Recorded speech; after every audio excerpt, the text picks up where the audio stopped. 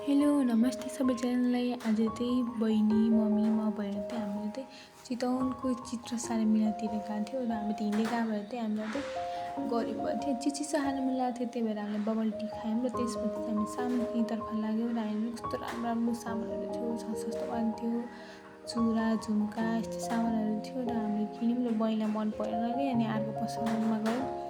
अनि त्यहाँदेखिबाट बहिनीले औँठी किन्यो। त्यहाँदेखि बच्चाहरूको सामान थियो, अनि ठुल्ठुलो मान्छे सानो मान्छेको चप्पल लुगाहरू थियो, अनि खानेकुराहरू पनि किन्यौँ। ताजा ताजा दामहरू भन्यो के अझै सामानहरू धेरै नै थियो, किन्यौँ। अनि मेरो गुडियामा थियो, गुडिया पनि किन्यौँ। अनि त्यहाँपछि कति सामान किन्नु त होइन, खेल्न पनि जाऊँ त खेल्न गएको थियो। अनि रिङवाला खेलेको त्यहाँ परेको थियो, लास्टमा टच हुनुपर्ने अरे। अनि फेरि हामी लकको गेम के भन्छ चिट्ठा जे भन्यो त्यही भनौँ न, त्यही गेम खेल्न गयौँ र मेरो परेको थियो। अनि चटपट खाऊँ न त भन्यो, चटपट खायौँ र त्यसपछि हामी घर